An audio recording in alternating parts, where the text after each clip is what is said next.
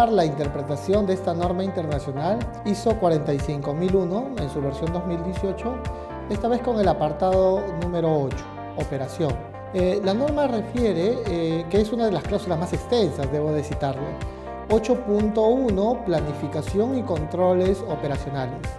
8.1.1, generalidades. Vamos a abarcar la generalidad, la cual es una presentación de todo lo que vamos a abarcar en esta clase. Dice la norma que la organización debe de planificar, implementar, controlar y mantener los procesos necesarios para cumplir con los requisitos de este sistema de gestión de seguridad y salud. Pasemos ahora al apartado A 8.11, generalidades, ¿no? Esta es la guía de la norma internacional. ¿Qué nos recuerda la norma como guía? Que es necesario establecer e implementar la planificación y los controles de los procesos cuando sea necesario para aumentar la seguridad y la salud en el trabajo. La norma refiere de que la implementación de esos estándares de seguridad tiene que ser planificado, programado, anticipado, previamente seguramente invitando a especialistas, expertos, higienistas, ergónomos, psicólogos, que finalmente vamos a enmarcar algunos criterios operativos, y eso debe ser anticipado, programado, claro que sí. Los nuevos estándares, los nuevos criterios operacionales de manera anticipada y programada.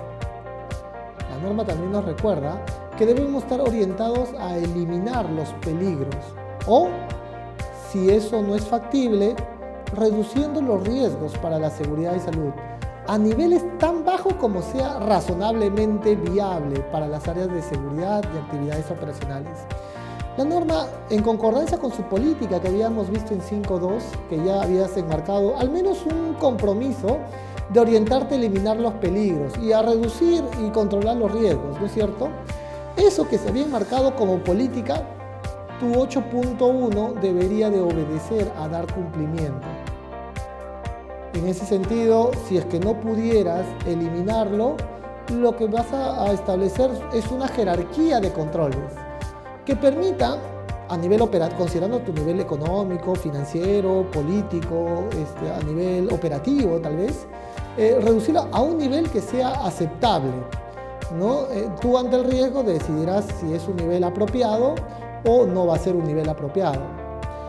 En ese sentido, algunos ejemplos que nos refiere la norma puede ser la letra A, el uso de procedimientos escritos de trabajo. Claro que sí, o sea, haber enmarcado procedimentalmente la forma correcta y ordenada para hacer una labor es un mecanismo de control, claro que sí.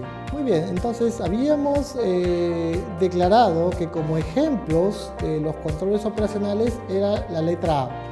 El uso de procedimientos escritos de trabajo, ¿no es cierto? Entonces, haber declarado, haber descrito la forma correcta y ordenada para hacer una labor es parte de los controles, claro que sí.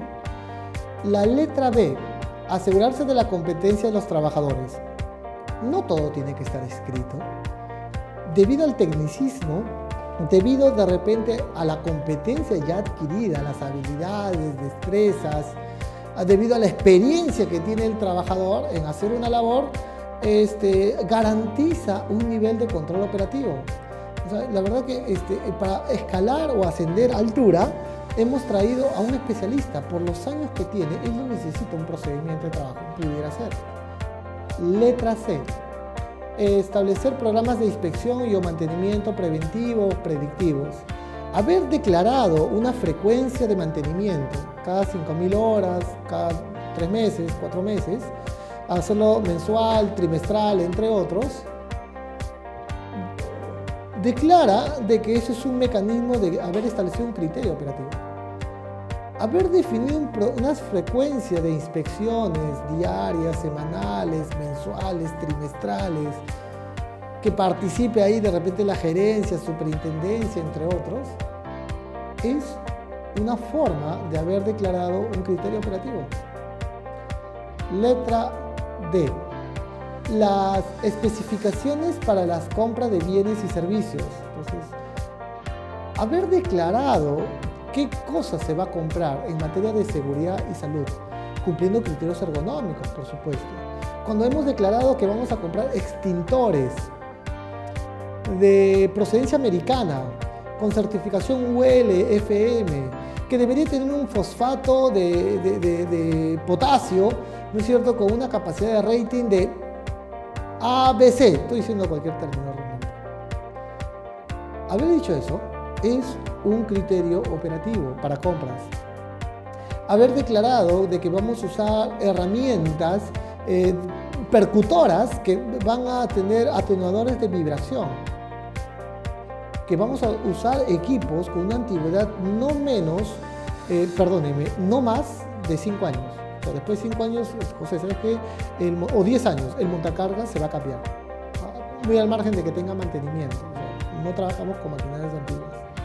De hecho, que las maquinarias modernas cada vez son más anatómicas, más ergonómicas, entre otros. Haber declarado en la MSDS que vamos a trabajar con productos que no son cancerígenos, que no son mutagénicos ni teratogénicos, es parte del control operativo. En ese sentido, la letra D nos recuerda que debemos de tener especificaciones para los bienes y también para los servicios. Cuando yo subcontrato el servicio de fumigación, de ratización, de repente para limpieza de tanques elevados, de repente para el comedor, vigilancia, yo establecí también criterios de seguridad y salud. Como por ejemplo, José, que cumplan la ley de seguridad y salud, que me entreguen un programa de seguridad y salud, ¿no?, del contratista, y de que acá demarca una gestión de seguridad para los contratistas o para los servicios ocasionales. A pesar de que ese trabajador viene a hacer un mantenimiento del ascensor, pues igual obedecerá algunas políticas de seguridad y salud, ¿no? Y yo lo voy a exigir desde la compra. Y eso está bien. Hoy en día veo muchos criterios de homologación de proveedores, veo muchos conceptos de evaluación a proveedores, puntajes, entre otros, en materia de seguridad y salud, por supuesto. La letra E declara la norma como control operativo la aplicación de los requisitos legales y otros requisitos, o de las instrucciones del fabricante, ¿no? Entonces, cumplir y hacer cumplir lo que me ha demarcado la especificación técnica del fabricante es parte del marco normativo contractual que yo he cumplido y que tengo que cumplir, por supuesto. O sea, si el fabricante me dice que la maquinaria, José, no puede cargar más de 2 toneladas, ¿por qué le estamos poniendo 3 toneladas? O si el fabricante me dice que debes obedecer a un mantenimiento cada 2000 horas, ¿por qué lo haces a 5000? ¿No es cierto? De la misma manera, yo te había dicho que el control operativo es, mucho del control operativo en el tiempo se vuelve exigencia legal. Ahora, pudiera ser que ya existe el marco normativo, ¿no es cierto? Por ejemplo, de repente bloqueo, etiquetado. Es más, el marco normativo peruano dice que el cableado no debe haber cable mellizo. Y por tal razón un criterio operativo será que en nuestra organización tendremos cable vulcanizado. Y debemos de darle cumplimiento, claro que sí. La letra F de esta norma internacional nos refiere los controles de ingeniería y los controles administrativos. Ya te había mencionado que disciplinas como la higiene, la ergonomía, la psicología, son disciplinas que se van a posicionar fuertemente aquí en el Perú, ¿no? El higienista busca la aplicación de controles de ingeniería. Por ejemplo, confinar el ruido a través de encapsulamiento de repente, a través de revestimiento acústico, pudiera ser, ¿no? Eso es control de ingeniería. Que ante la polución, ¿no?, la presencia de gases, vapores, ácidos, entre otros, que existe, más que darle un protector personal, de repente la creación de extractores, sistemas de ventilación, sistemas de captación de estos agentes contaminantes prevalentes en un lugar de trabajo. Y eso es control de ingeniería. Hoy en día me da mucho gusto ir a las plantas en calidad de consultor, de auditor de empresas, cuando veo al soldador, que antes el soldador, antes de ir a soldar, viene con un dispositivo, ¿no es cierto?, un extractor móvil, que con un brazo mecánico lo lleva al punto de soldadura y finalmente antes de soldar ya está extrayendo las futuras partículas incandescentes que se están generando, con lo cual eliminamos la participación de que pudiera proliferarse y llegar a la zona respiratoria de la persona, bueno, igualmente sigue estando protegido, pero se ha incrementado un control de ingeniería. Tiempos de exposición de repente, ¿no? Entonces, esos son los controles administrativos que de alguna manera van a enmarcarse y posicionarse como control en un sistema de gestión de seguridad y salud. La letra G de la guía de esta norma internacional nos refiere a adaptar el trabajo a los trabajadores. Por ejemplo, mediante, número 1, la definición o redefinición de cómo se organiza el trabajo. Me gusta mucho ese principio de la ergonomía arquitectónica, ergonomía organizacional, macroergonomía también, ¿no? Que justamente va enfocado a poder rediseñar la forma como se hace el trabajo. Realmente el trabajo debe hacerse de esa manera, realmente mis manos tienen que estar por encima del nivel de los hombros para poder de alguna manera percutar las botoneras. ¿Por qué no los botones se baja a un nivel inferior en la cual pudiera estar usando por debajo del nivel de los hombros o por debajo del nivel de los codos en este sentido? En ese sentido buscamos nosotros rediseñar. ¿Realmente ese trabajo debería hacerlo una o lo puede hacer 2 personas? Eso es macroergonomía realmente. En ese sentido, eso va a ser un criterio operativo muy fuerte y posicionado como norma internacional. Número 2 de la letra G. La inducción de los nuevos trabajadores. Entonces, de alguna manera, si vengo trabajadores nuevos, a fin de homogenizar y caracterizar la forma como se va a elaborar, en mi organización le voy a dar toda la información requerida, necesaria, sobre todo los criterios operacionales que debe de cumplir el trabajo mientras esté en mi lugar de trabajo. Número 3 de la letra G.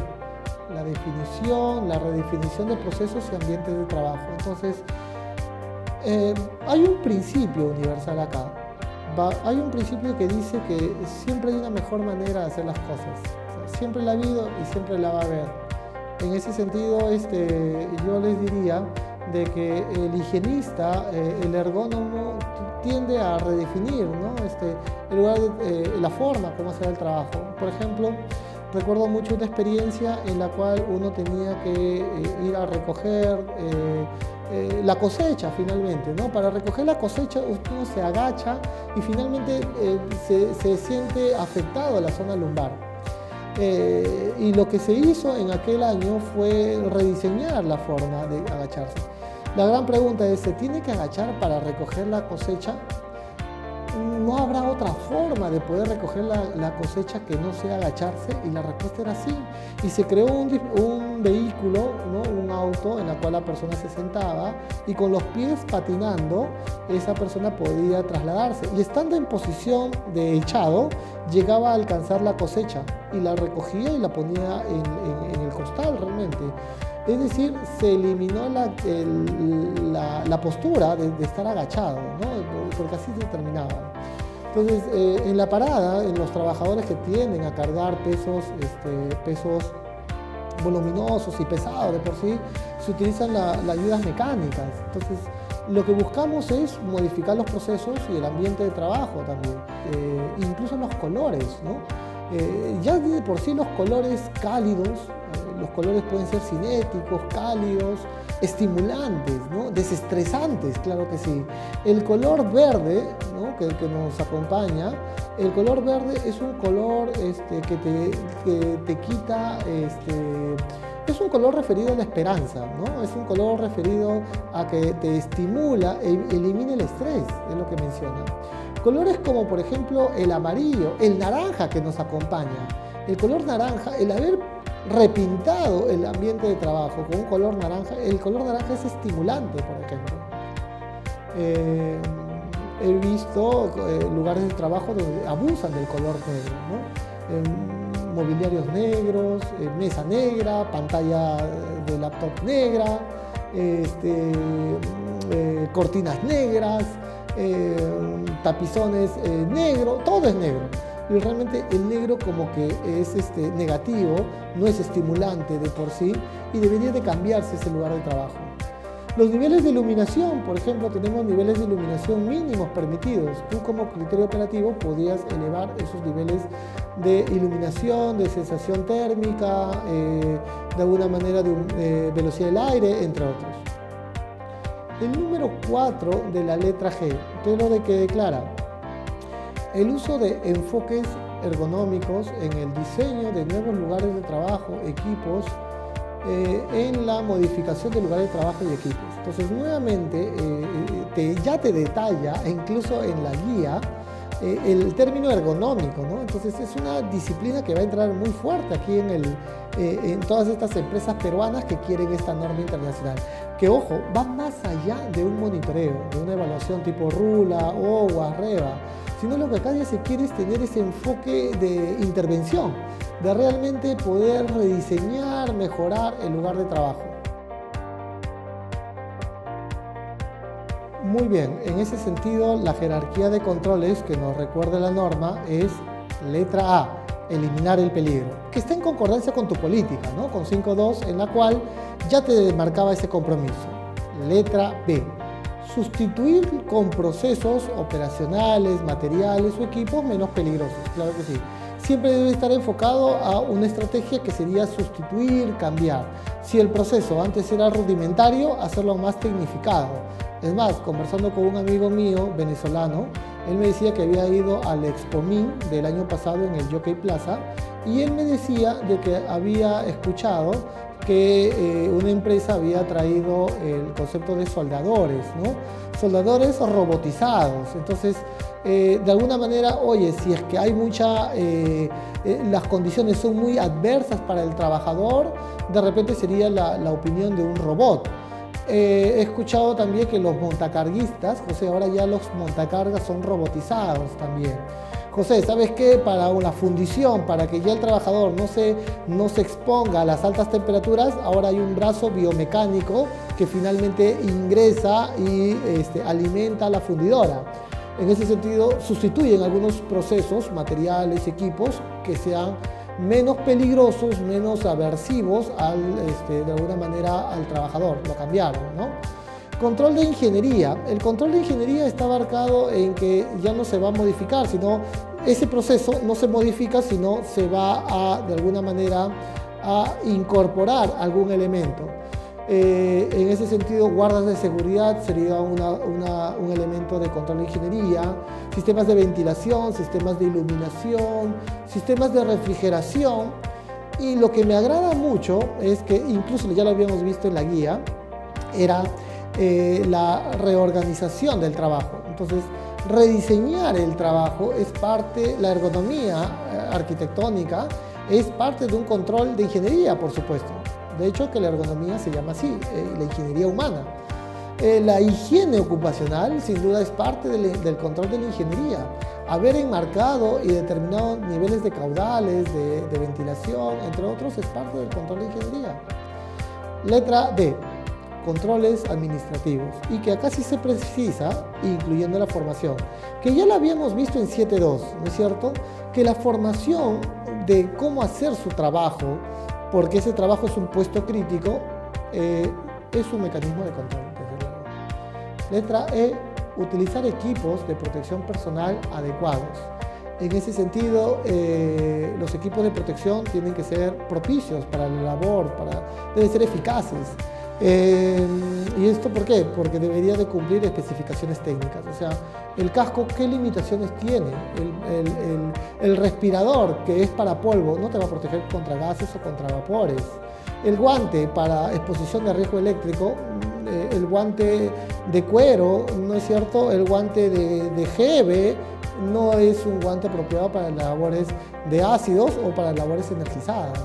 En ese sentido, tiene que ser apropiado. Y acá la norma nos trae una nota, la cual dice que en muchos países los requisitos legales y otros requisitos, incluyendo el requisito de los equipos de protección personal, son cubiertos por el empleador. En ningún motivo hay algún costo para el empleador.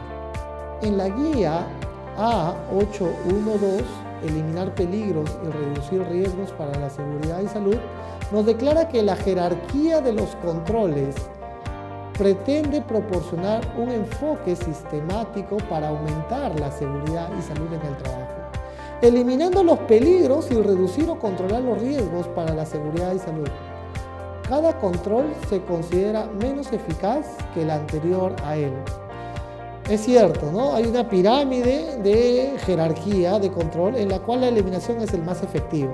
La norma acá nos recuerda que la efectividad va desde la eliminación, sustitución, control de ingeniería, administrativo y los implementos de protección personal. También nos recuerda la norma que es habitual combinar varios controles a fin de lograr reducir los riesgos, ¿no? Siempre mientras sea viable, factible.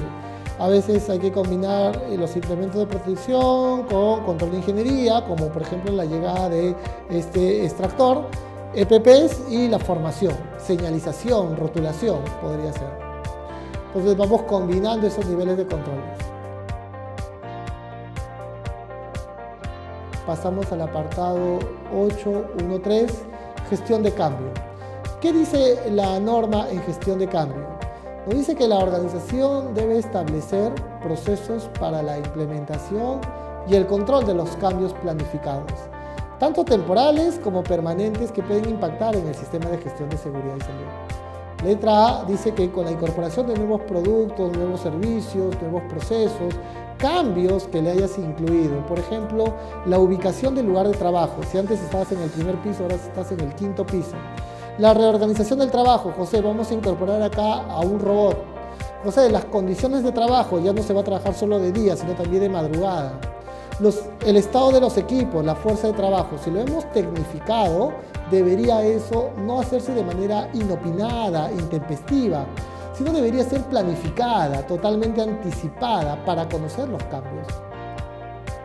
Cambios en las exigencias legales, es decir, si antes me decían, José, que el trabajo de alguna manera ha cambiado sobre la mujer gestante, ¿no? Entonces ha cambiado sobre la incorporación de lactarios, entonces eso debemos nosotros de anticipadamente recibir el marco legal según tu 613 y acá planificar la incorporación de ese marco normativo. No es que lo desconozcas, pero debería haber un proceso de implementación de esa nueva exigencia legal y estará dentro del capítulo 813, gestión de cambios. Letra C. Cambios en el conocimiento y la información de los peligros, tal como lo habíamos señalado, ¿no? Ya sea desde tu capítulo 7.2 sobre conocimientos en la formación, de repente algo que creíamos que no era peligroso y ahora es peligroso. Recuerdo que en la clase de peligros hablábamos sobre la carragenina, me parece que ese era el término. Y ahí decíamos que eso no era cancerígeno, pero hoy en día es cancerígeno, José. Es más, la bentonita, que de repente no era cancerígeno, o el bromato, porque mi empresa es una panadería y yo no sabía que era cancerígeno, ahora lo sé. Es más, seguir muy lejos, en la industria gráfica que estuve en estos días asesorando, me llamaron y me dijeron, José, nos hemos enterado que esta sustancia química, en verdad, nuestro producto, nuestros clientes son americanos y nos acaba de llegar una carta de nuestro cliente indicándonos que según la ficha técnica que nosotros hacemos, la serigrafía, esta sustancia química está prohibida en Estados Unidos. ¿Por qué? Porque hay incidencia de que es cancerígena. Nosotros no lo sabíamos y lo hemos usado por muchos años. Quiere decir que tu sistema de gestión de seguridad es cambiable, claro que sí. Ahora, no es que de la noche a la mañana lo cambies, pero debe haber una planificación de cambios. ¿Qué significa esto? Que ante algún cambio o un potencial cambio debería de activarse de repente un comité, de repente lineamientos de paralización, ya sea temporal o permanente realmente, ¿no? En la cual se puede invitar acá la alta gerencia, representantes de los trabajadores y partes interesadas, por supuesto. Letra D. Desarrollo en conocimiento y tecnología. Entonces, si es que la organización está tratando de usar algunas plataformas informáticas, apps de seguridad, por ejemplo, la instalación de un robot, un software o un dron, pues eso de ahí debería nosotros de analizar. ¿Por qué? De manera ordenada para conocer las consecuencias que podría generar el uso o la incorporación, qué nuevos peligros y riesgos podrían generar, porque podría tener un efecto adverso a la salud de las personas. La norma nos refiere a A813, gestión de cambios. ¿Qué nos refiere la norma? que el objetivo del proceso de gestión de cambios es mejorar la seguridad y salud en el trabajo, minimizando la incorporación, la introducción de nuevos peligros o riesgos en el ambiente de trabajo cuando ocurriera ese cambio.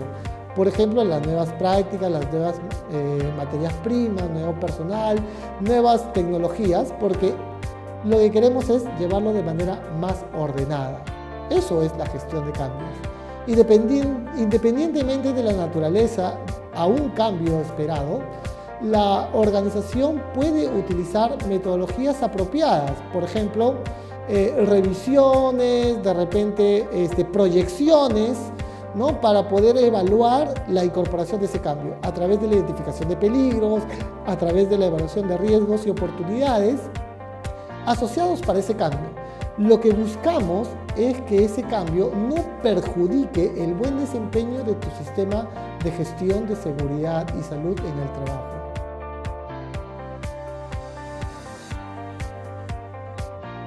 Vamos a abarcar en ese sentido el apartado 814, compras de la norma internacional ISO 45001 en su versión 2018. En este apartado realmente lo que es bastante extendible, pero vamos a abarcar el apartado 8141, generalidades. ¿Qué determina la norma? Nos dice que la organización debe de establecer, implementar y mantener procesos para controlar la compra de productos y servicios, de forma que se asegure su conformidad con el sistema de gestión de seguridad y salud en el trabajo. Ya habíamos declarado la relevancia que tiene los conceptos ergonómicos, que dentro de la jerarquía debería tener mucha injerencia en los implementos de protección que sean adecuados, que cumplan especificaciones técnicas, que los insumos tengan también características menos de peligrosidad, ¿no es cierto? Hablamos que las MSDS no debería ser cancerígeno o menos cancerígeno en todo caso. Hablábamos también sobre los criterios que debe tener al supervisor, a los servicios, a los contratistas, visitantes. Y en ese sentido acá se va a puntualizar mucho en las compras.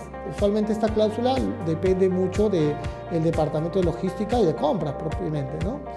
En ese sentido, la norma nos refiere en su ayuda memoria a 8141 generalidades.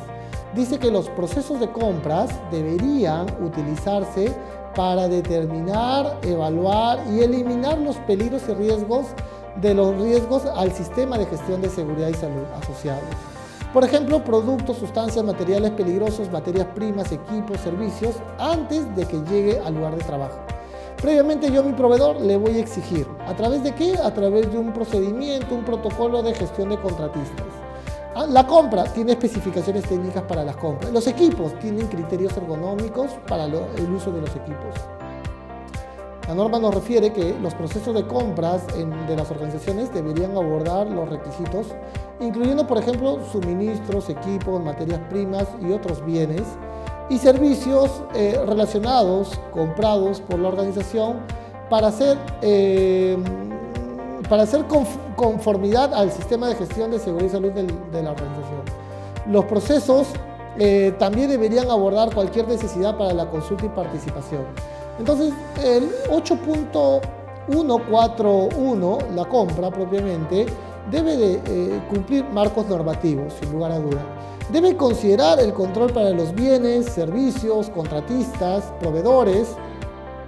Debería de ser un canal para la búsqueda de la consulta y participación de los trabajadores, también las compras. Hay compras muy especificadas, muy tecnificadas, que de repente sería la llegada de algún especialista, de repente, ¿no? En ese sentido, dice que la norma nos refiere que la organización debería verificar que los equipos, las instalaciones y los materiales son seguros para su uso por parte de los trabajadores. Garantizamos que desde que se compra, ¿no? Porque son proveedores aprobados, ¿no? Previamente seleccionados, hasta que llegue el equipo tiene que ser adecuado, ¿no? De acuerdo a las especificaciones técnicas que hayan marcado las partes interesadas. En la letra A nos refiere que los equipos se entreguen de acuerdo a las especificaciones y se ensayen para asegurar que funcionan tal y como estaba previsto. Previamente, cuando llegue la sustancia química, que venga el usuario que va a usarlo para testificar que es la materia prima. El equipo, que venga el comité de compras, que venga acá el especialista, que nos garantice que ese equipo es el comprado. Letra B. Las instalaciones se proporcionan para que asegurarse de que funcionan tal y como se había determinado. Entonces, si bien es cierto, el proveedor se ha seleccionado, mediante haga su labor en la instalación, también el área usuario deberá de garantizar de que ha podido constatar de que se ha ejecutado tal igual como se ha determinado en las especificaciones técnicas, ordenanzas, contratos. Hoy en día los contratos deberían tener lineamientos de seguridad y salud. Los materiales deben ser comprados de acuerdo a las especificaciones técnicas que se hayan decantado. El área usuaria, laboratorio, los especialistas garanticen que esta sustancia química está de acuerdo a lo que se ha determinado.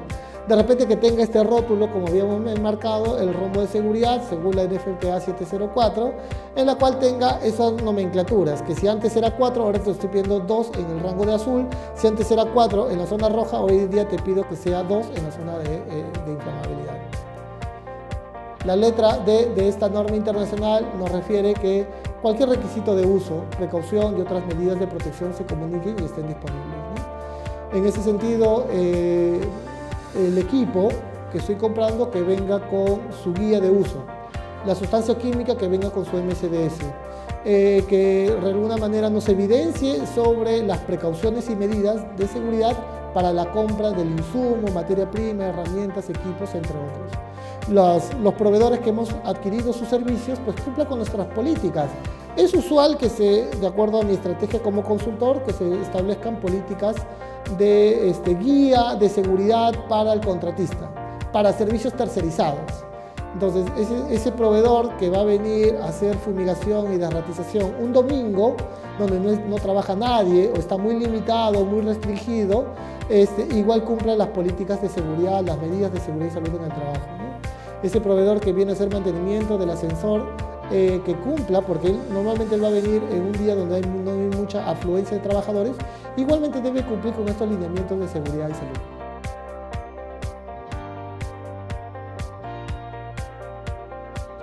La guía de esta norma internacional, declarada con la letra A anticipada de la norma, vamos a dar lectura. A8142, la guía para explicar con mayor detalle el apartado de contratistas. ¿Y qué declara la norma? Dice que la necesidad de coordinación reconoce que algunos contratistas, es decir, aquellos que proveen de manera externamente procesos externalizados, poseen conocimientos, habilidades, métodos de trabajo y medios especializados.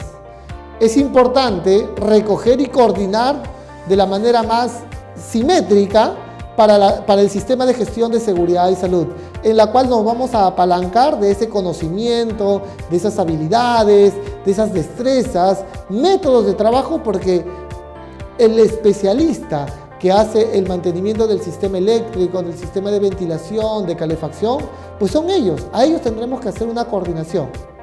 De repente, un día anterior, una semana antes, hay toda una coordinación.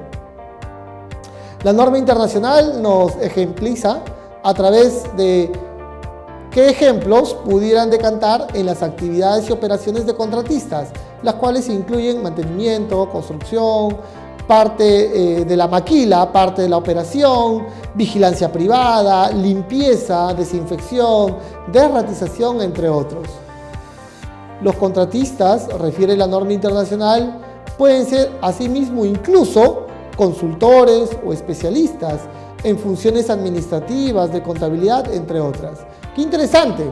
La norma internacional entonces nos dice que aquellos procesos tercerizados, tales como contabilidad, de repente capacitación, de repente hoy en día el médico ocupacional tiene que cumplir también las medidas de seguridad y salud para esos servicios. Para el consultor, recuerdo mucho que en una auditoría en la cual la casa certificadora que yo representaba, como auditores somos visitas para la organización. Estaremos ejerciendo una función de auditoría, pero finalmente somos visitas y le pediríamos a la organización cuáles son los peligros y riesgos que han definido para el puesto o para el servicio de auditoría. es factible solicitar esto en un proceso de certificación. A tenerlo en consideración, por favor. ¿Qué más nos ejempliza la norma internacional a través de su guía A8142, contratistas? Refiere que la asignación de actividades a los contratistas no elimina la responsabilidad de la organización por la seguridad y salud en el trabajo de los trabajadores. La responsabilidad final de la seguridad y salud con los contratistas que están haciendo una labor dentro de mi instalación por influencia de mi ejercicio, yo soy responsable también por su seguridad y salud. He visto cómo ha madurado este concepto, en la cual veía que había un rango diferenciador entre los trabajadores de la organización de esta cementera y los contratistas. El casco de seguridad de la empresa minera pues era un valor de 80 soles y el casco que usaba el contratista era un casco de valor de unos 10 soles. Más que el monto era que no cumplían las mismas especificaciones técnicas. Se ha visto esto de manera muy en agrado de mi parte, que he visto que cada vez esas brechas de diferencia entre elementos de protección entre el cliente y el subcontratista cada vez han sido más reducida, y veo que tienen el mismo nivel de protección. Esto nos recuerda a la norma internacional. ¿Qué más nos refiere? Que una organización puede lograr la coordinación de las actividades de los contratistas mediante el uso de contratos que definan claramente las responsabilidades de las partes involucradas. Ya desde el contrato vinculante pudiéramos nosotros resaltar consideraciones o medidas de seguridad y salud en el trabajo. Tal como había señalado, la guía de la norma internacional A8142, contratistas, nos refiere que la organización debería verificar que los contratistas son capaces de desempeñar sus tareas antes de permitirles proceder con su trabajo. Qué interesante, porque a veces en las licitaciones, en los concursos, más se evalúa la empresa. Veo que a veces le ponen requisitos para concursar, que la empresa tenga 20 años, y la empresa puede tener 20 años haciendo esa labor, que haya emitido 20 millones de dólares, contratos, que haya manejado ese tipo de contratos, pero esa es la empresa, no evalúa o considera al que va a hacer la ejecución del trabajo. Es por ello que es importante, y la norma internacional así nos refiere, que debemos nosotros garantizar que el personal sea competente. ¿Bajo qué premisas? Letra A. Los registros de desempeño de seguridad y salud sean satisfactorios. Es decir, que hayan tenido una buena calificación, hayan tenido reportes de cartas de felicitaciones, reportes del mejor trabajador seguro, entre otros. Letra B. La calificación, la experiencia, los criterios de competencia, habilidades, formación, actualización, que lo tiene y que lo cumple en la ejecución de su trabajo. Qué interesante. Garantizar que ese trabajador, que ese soldador, por ejemplo, no solamente tiene la certificación de 6G, sino que realmente, antes de hacer la labor, como que pasa una prueba, una testificación, unas pruebas de campo, por ejemplo, ¿no?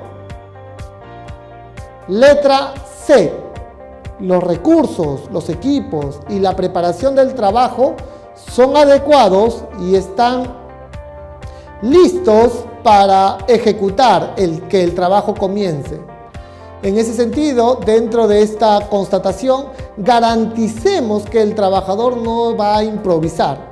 Una particularidad que tiene el peruano de por sí, es que el peruano pudiera, y así se nos conoce en el extranjero, se nos conoce como trabajadores que ante alguna problemática tienden a buscar soluciones. Por ejemplo, la problemática de que este trabajador se olvidó de su desarmador, ya sea de su desarmador plana o estrella.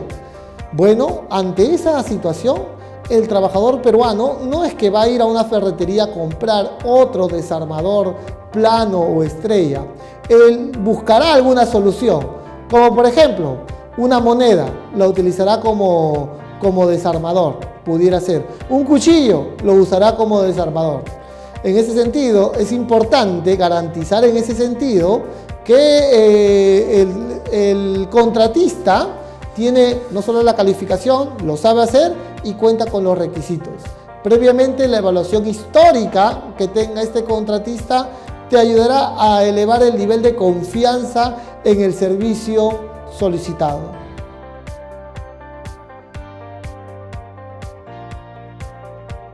(8143) ¿Qué es 8143? Es contratación externa. Esta cláusula de la norma internacional nos declara el protocolo para ejecutar una contratación propicia cumpliendo criterios de seguridad y salud en un sistema de gestión de seguridad y salud en el trabajo. Declara la norma internacional que la organización debe asegurarse de que las funciones y los procesos contratados externamente están controlados. Declara la norma que la organización debe asegurarse de que sus acuerdos en materia de seguridad de la contratación externa son coherentes con el marco normativo o con los requisitos vinculantes con las partes interesadas y que van a ser alcanzados en este sistema de gestión de seguridad y salud en el trabajo. Significa en ese sentido que nuestro protocolo de contratación, ese ciclo, ¿quiénes participan en la contratación? Participa recursos humanos. Para contratarte, José, necesito que vengas con tu SSTR, necesito que vengas con tus exámenes médicos, con tu inducción específica de seguridad y salud, entre otros. En ese sentido, la norma internacional nos obliga a que el departamento de logística, compras, pueda tener unos criterios para poder contratar servicios de seguridad y salud en el trabajo. El tipo y el grado de control a aplicar a estas funciones y procesos se va a definir dentro de este sistema de gestión de seguridad y salud. No a todos le pediré lo mismo. No le pediré lo mismo a una persona que visita, un consultor que se queda un día, que aquel contratista que va a ir a Interior Mina a quedarse un mes. No es lo mismo. Por tal razón, las exigencias dentro de la contratación serán distintas. Por ejemplo, exámenes médicos para la visita es totalmente diferenciada de un examen médico para el operativo. No es lo mismo. Que la calificación de trabajo seguro para el administrativo es totalmente distinto que para aquel que va a ingresar a un espacio confinado, por ejemplo. En ese sentido, veo con mucho agrado de que hay criterios jerárquicos, diferenciadores para aquel que hace el trabajo durante un mes, 15 días, que aquel visita, consultor, proveedor, que se va a quedar 15 minutos.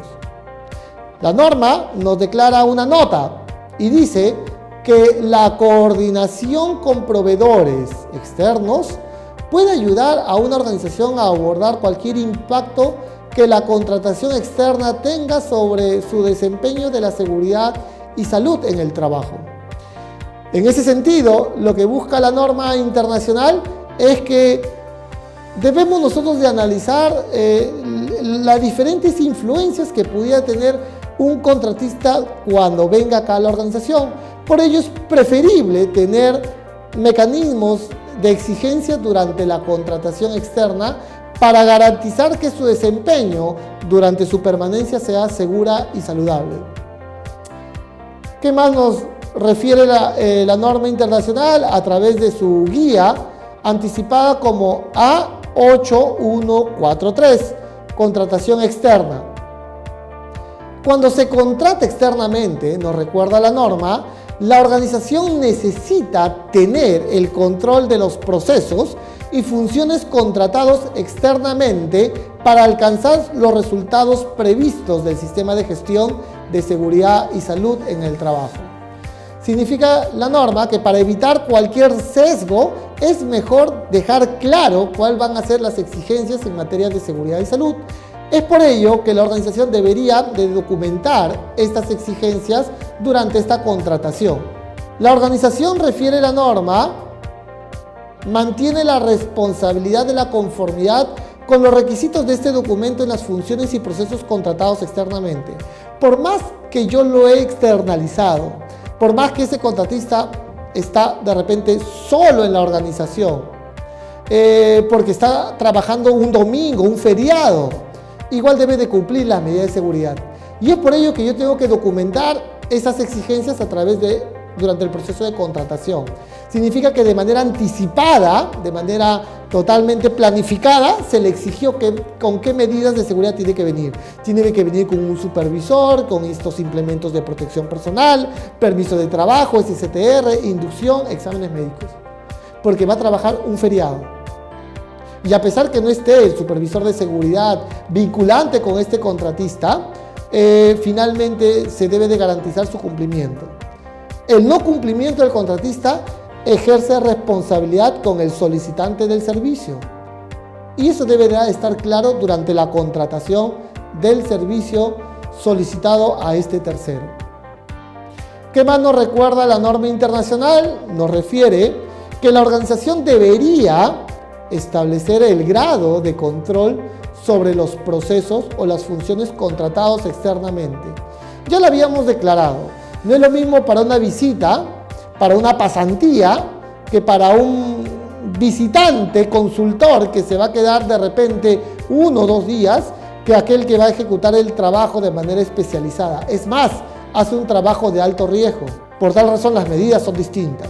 En ese sentido, la guía de esta norma internacional nos refiere sobre la capacidad de la organización externa para cumplir los requisitos del sistema de gestión.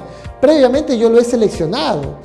Estas exigencias es porque este contratista está acostumbrado o finalmente tiene esa capacidad de respuesta de las exigencias de seguridad y salud que yo así lo he solicitado. ¿Qué más debemos nosotros de considerar como parte del grado de control? La competencia técnica de esta organización, para garantizar de que estos controles van a permanecer en el tiempo. Ese contratista, de acuerdo al protocolo de compras de selección, hemos elegido nosotros proveedores experimentados, un proveedor con experiencia. Hemos pedido calificación al proveedor, o sea, ese soldador, ese trabajador que está haciendo fumigación, tiene 5 años de experiencia, así lo he determinado. He solicitado las exigencias en implementos de protección, medidas de actuación, entre otros. Y me doy la garantía de que lo va a cumplir porque estas exigencias realmente es lo que se exige a todo proveedor que hace una labor de alto riesgo. La norma nos refiere también que el efecto potencial que el proceso o la función contratada externamente tendrá en la capacidad de la organización a alcanzar el resultado previsto en su sistema de gestión de seguridad y salud. Garanticemos de que este proveedor, que es un proveedor crítico, tiene la experiencia, la calificación, los medios, los recursos para alcanzar ese resultado previsto. 0 incidentes, 0 lesiones, 0 enfermedades, 0 mortales. Garanticemos en este proceso de contratación, en ese sentido, que el grado en el proceso de contratación se va a compartir. Si es que hubiera un incidente agravante, es vinculante en el que solicitó y el ejecutor. Ambos van a responder por la no seguridad y salud. Respecto a, asimismo, la norma internacional nos refiere que dentro de la contratación externa se puedan vincular oportunidades de mejora. ¿Qué significa esto? Significa de que bajo la premisa de que siempre hay una mejor manera de hacer las cosas, también nuestras contrataciones externas pueden mejorar, pueden ser cada vez más exigentes. Nos demarca la norma que en algunos países los requisitos legales abordan las funciones o procesos contratados externamente. Ya hay marco normativo sobre la contratación, claro que sí. En nuestra ley peruana 29.183, su reglamento, decreto supremo 005 del año 2012 del Ministerio de Trabajo, incluso este último que ha salido aquí en el Perú este mes de julio, el decreto supremo 011 del 2019 del subsector de construcción, nos refiere de la misma manera, nos establece especificaciones en detalle de cómo deberás de llevar a cabo tu contratación externalizada.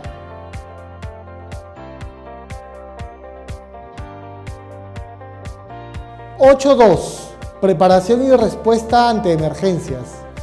¿Qué declara la norma internacional? Nos dice que la organización debe establecer, implementar y mantener procesos necesarios para prepararse y para responder ante situaciones de emergencias potenciales, tal como se ha indicado en el apartado 6.1.2.1, en la cual hablamos sobre la identificación de peligros, ¿no es cierto?, ante aquellas situaciones de emergencias reales, potenciales o incidentes. Es decir, deberíamos nosotros tener todo un protocolo de actuación, uno, para mantener preparados, para poder responder adecuadamente las diferentes incidencias o emergencias que se puedan generar, tales como cortes, desmayos, intoxicaciones, atragantamiento, electrocuciones, evacuaciones, incendios, fugas, explosiones, entre otras. Claro que sí. Es importante hacer la vinculación legal con, en el Perú, tenemos nosotros establecido nuestra resolución ministerial a través del INDECI, que es el Instituto Nacional de Defensa Civil, el cual ha declarado los simulacros a nivel nacional que se debe de cumplir en el Perú. Y ha establecido fechas como el 31 de mayo, como este 15 de agosto, y también la fecha de noviembre de este 2019 se deben ejecutar estos simulacros.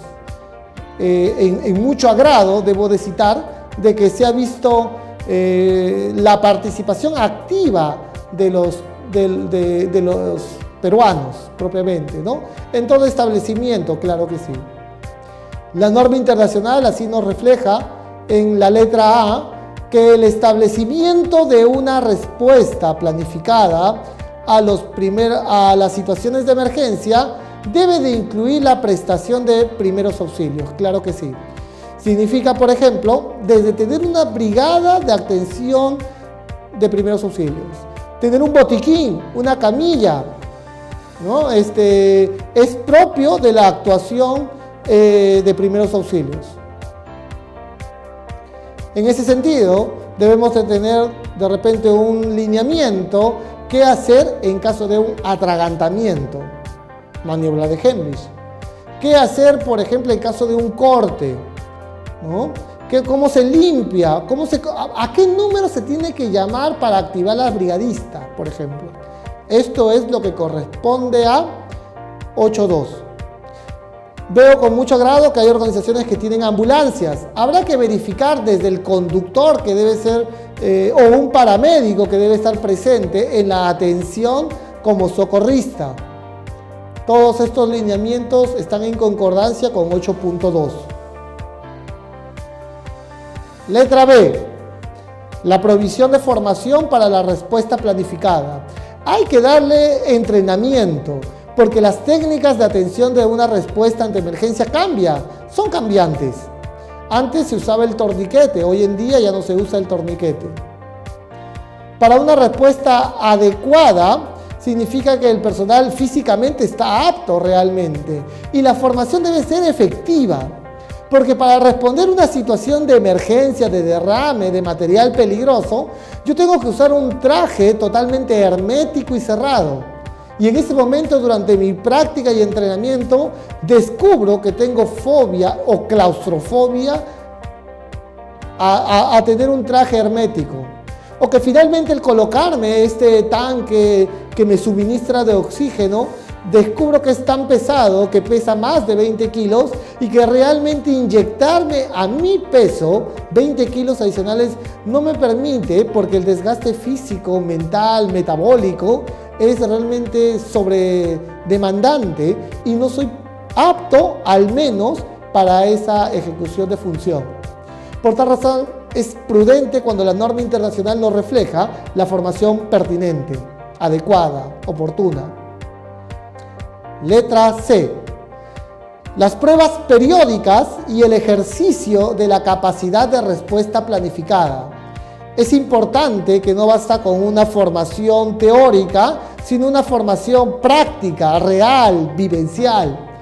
¿Cuánto tiempo tenemos para rescatar a una persona que está suspendida en el aire, producto de que se ha caído de este andamio?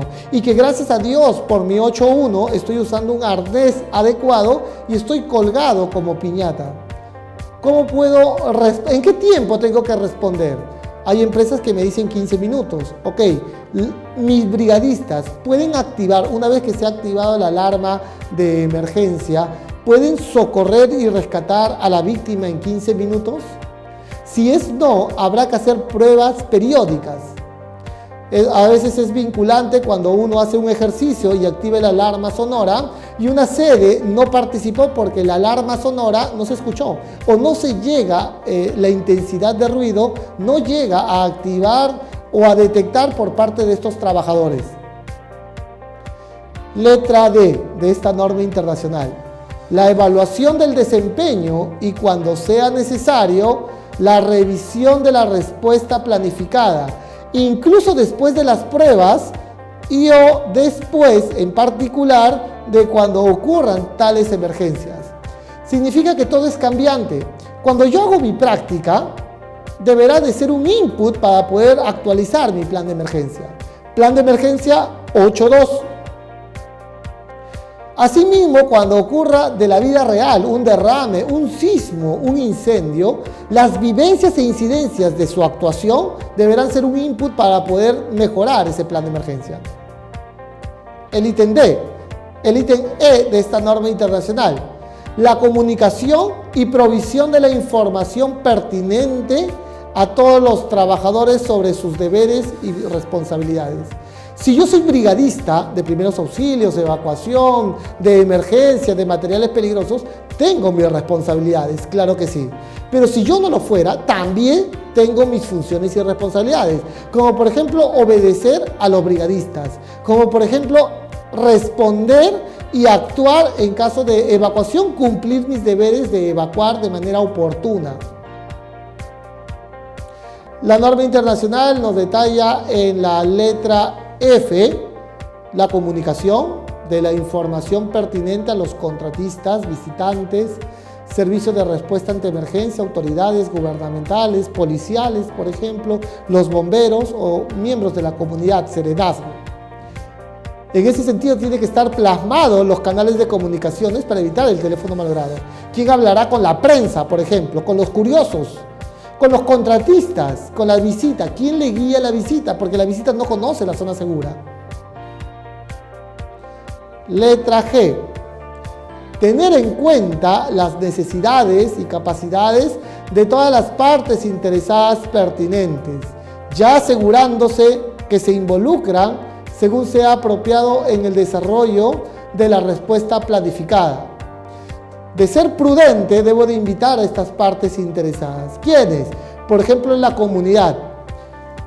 Tal vez sea prudente informar a la comunidad si en caso hubiera una fuga de este gas que yo trabajo, y lo van a reconocer porque tiene un color rosado, fosforescente, llevarse un pañuelo mojado a la altura de la nariz y los ojos le va a generar cero efecto. Tal vez esa información sea prudente canalizarla a la comunidad que está vinculante, son mis vecinos de mi planta que trabajo con gas presurizado. Este ejemplo que te he señalado no es del todo descabellado. De hecho, que aquí en el Perú, en la avenida Venezuela, cercano a la avenida Fawcett, tenemos una empresa que trabaja con gases presurizados y al frente hay un condominio totalmente moderno y equipado.